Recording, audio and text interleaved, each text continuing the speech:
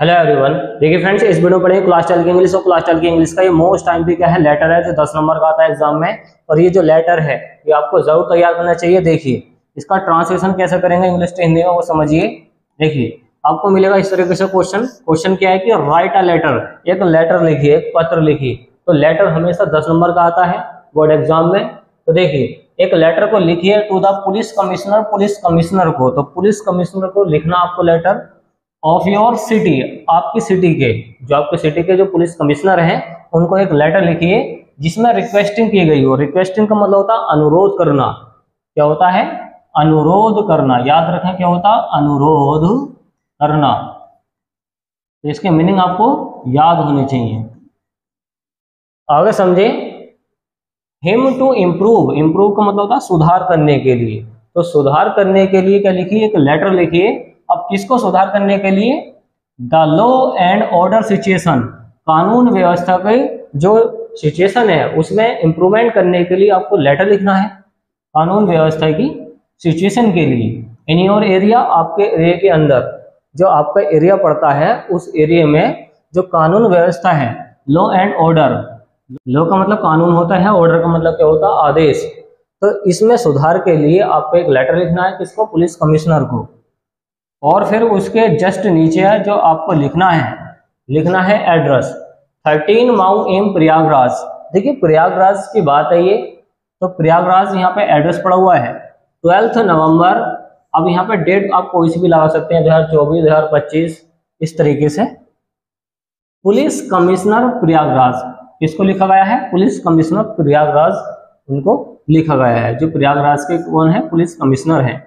फिर जस्ट उसके नीचे लगाएंगे हेडिंग, इस तरीके से आपको ब्लैक से लिखनी है, सब्जेक्ट। और सब्जेक्ट का मतलब क्या होता है? उद्देश्य। जो मेन चीज है वो आपको दिखानी पड़ेगी सब्जेक्ट में। तो सब्जेक्ट में आपको क्या दिखाना है? यहाँ पर बोला गया है कि improve law and order situation. ये कहाँ मिलेगा आपको? ये मिलेगा क्वेश्चन के अंदर कि improve the law and order situation. तो यहाँ से हमें ये मिल चुका है। तो इस तरीके से आप इसका सब्जेक्ट यहाँ से क्वेश्चन से निकाल सकते हैं। अब देखिए आपको जो लिखना है वो समझिए। फिर लिखेंगे सर, कोमा लगाएंगे। अब यहाँ पे जो थ्योरी है यहाँ पे आप सेंटेंस बना बना कर लिख सकते हैं, बस वो करेक्ट होनी चाहिए।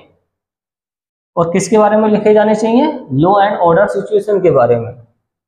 आई वुड लाइक टू, देखिए वुड लाइक टू, यहाँ पे इसका मतलब ये निकलेगा कि मैं चाहूंगा। आई वुड लाइक टू, तो यहाँ पर निकलेगा क्या मतलब? मैं चाहूंगा। I would like to bring your attention, bring का मतलब होता है लाना। तो मैं आपका ध्यान यहाँ पे लाना चाहूंगा या खींचना चाहूंगा। काइंड अटेंशन, अटेंशन का मतलब क्या होता है? ध्यान। तो मैं आपका ध्यान खींचना चाहूंगा। कहाँ पे? टुवर्ड्स, की ओर। इसका मतलब होता है की ओर। क्या होता है? की ओर। याद रखें क्या होता? की ओर।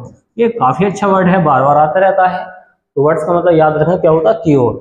माई एरिया, मेरा जो एरिया है। तो ध्यान से समझें। आई वुड लाइक टू, मैं चाहूंगा, to bring your kind attention, आपका ध्यान खींचना चाहूंगा मेरे एरिया की तरफ, मेरे एरिया की ओर। The condition of the law, जो कंडीशन है, कंडीशन का मतलब होता है स्थिति। The condition of the law and order in the city is going down. Going down का मतलब याद रखें, इसका मतलब होता है बेकार हो जाना या बदतर हो जाना, बेकार होना। जो मेरे एरिया की लॉ एंड ऑर्डर की सिचुएशन है वो क्या हो गई है? गोइंग डाउन, बेकार हो गई है, बदतर हो गई है। आगे समझे। Day by day, day by day अच्छा मीनिंग है। इसका मतलब क्या होता है? देखिए डे बाय डे, इसका मतलब होता है दिन व दिन। याद रखें क्या होता है? दिन व दिन। जो मेरी एरिया की जो कंडीशन है वो दिन ब दिन बिगड़ती हुई जा रही है, गोइंग डाउन हो गई है, बेकार हो गई है। आगे समझे। क्रिमिनल एक्टिविटीज, जो क्रिमिनल है, क्रिमिनल का मतलब होता है अपराधी। क्या होता है? अपराधी। जो क्रिमिनल एक्टिविटीज हैं, एक्टिविटीज का मतलब होता है क्रियाकलाप, उनके काम वगैरह, इनके क्रिमिनल के आर इंक्रीजिंग, वो बढ़ रहे हैं। सेंटेंस पहचानो कौन सा है? देखिए क्रिमिनल यहाँ पे क्या है? देखिए सब्जेक्ट है। और यहाँ पे देखिए क्या बोला गया है? Criminal activities are increasing. जो क्रिमिनल की एक्टिविटीज हैं, एक्टिविटीज का मतलब क्या है? यहाँ पर क्रियाकलाप। ये पूरा सब्जेक्ट बना हुआ है। ये अगर प्लूरल है तो क्या आएगा? आर आएगा। अगर सिंगुलर होता तो इज आता। जो क्रिमिनल की एक्टिविटीज हैं वो क्या है? इंक्रीजिंग, वो बढ़ रही हैं। सेंटेंस है प्रेजेंट का कंटिन्यूअस, क्योंकि वर्ब में आ गया आईएनजी। डे बाय डे, दिन ब दिन, तो दिन ब दिन हमारे एरिया की जो क्रिमिनल एक्टिविटीज हैं वो बढ़ रही हैं। अब है सिविल लाइन। अब ये एड्रेस बता रहे हैं कहाँ पे, सिविल लाइन हैज वीकम, जो सिविल लाइन है वो हो गया है, वीकम का मतलब हो गया है, और सेंटर ऑफ इलीगल, इलीगल का मतलब होता है गैर कानूनी एक्टिविटीज। देखिए जो सिविल लाइन है हैज वीकम वो हो चुका है, हैज आया है तो चुका चुकी बोलेंगे, वीकम वो हो गया है, और सेंटर ऑफ इलीगल एक्टिविटीज, गैर कानूनी क्रियाकलापों का एक सेंटर हो चुका है, केंद्र हो चुका है। कौन, civil line. Near government police, देखिए जो नियर का मतलब होता है के पास, याद रखें नियर का मतलब क्या होता है, के पास, के पास, नियर के पास गवर्नमेंट गर्ल्स इंटर कॉलेज।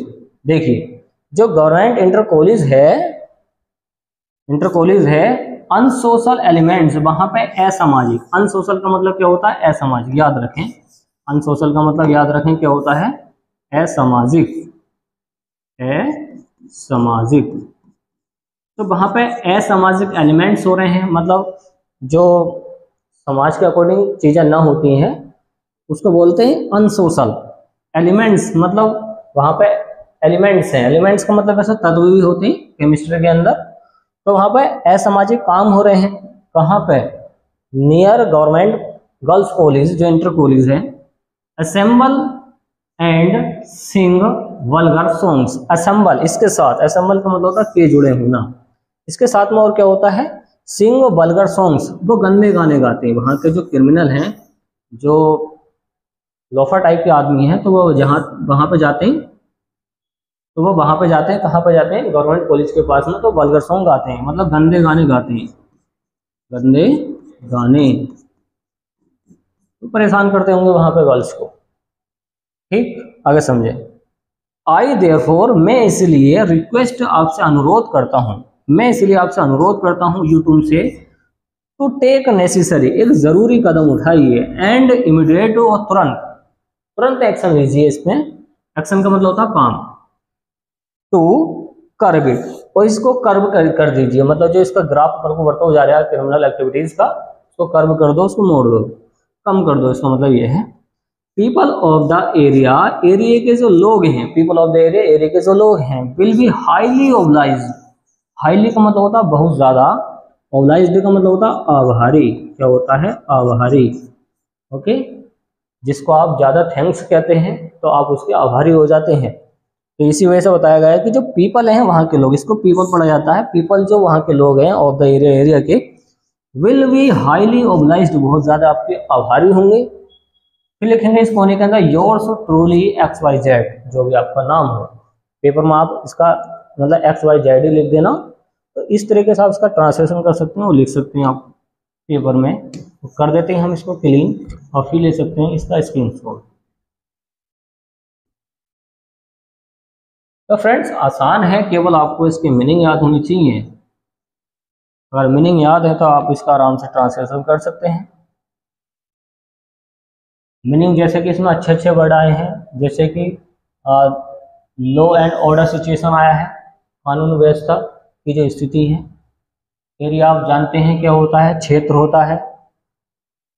देखिए गुड यहाँ पे क्या निकालेंगे, गा या गी, तो मैं चाहूंगा, क्या करना, आपका ध्यान खींचना, काइंड अटेंशन, आपका दयालु टाइप का जो ध्यान है उसको खींचना चाहूंगा, तो इसको ध्यान पर रखो, क्या हो, इसका मतलब होता है ध्यान। टुवर्ड्स का मतलब होता है की ओर या की तरफ, ओके, ये भी अच्छा वर्ड है, की ओर या की तरफ। कंडीशन आप जानते ही हैं, स्थिति होती है। हाँ एक अच्छा वर्ड है इसमें यह आया है, गोइंग डाउन, गोइंग डाउन का मतलब होता है बदतर हो जाना या बेकार हो जाना, अच्छा वर्ड है। डे बाय डे, इसका मतलब होता है दिन ब दिन।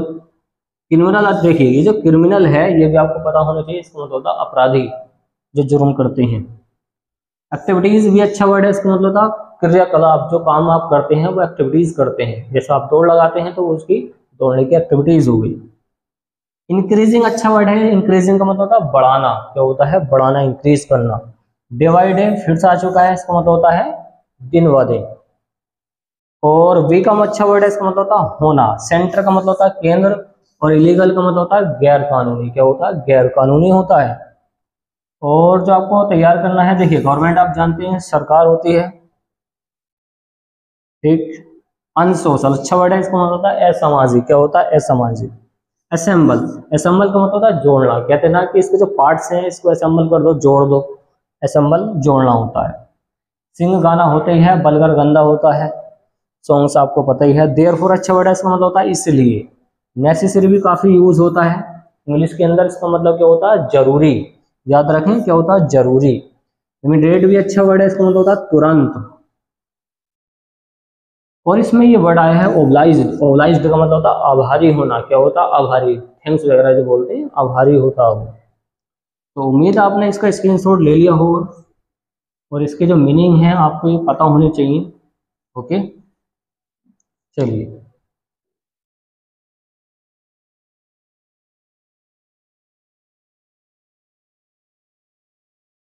तो उम्मीद है फ्रेंड्स आपको ये वीडियो पसंद आई, तो वीडियो को लाइक एंड शेयर कीजिए, चैनल को सब्सक्राइब कीजिए। Thanks for watching guys. मिलते हैं कैसे नेक्स्ट वीडियो में जो काफी इंपोर्टेंट होगी एग्जाम के लिए। ये 10 नंबर का आता है, आपको जरूर पक्के करनी चाहिए। Okay friends.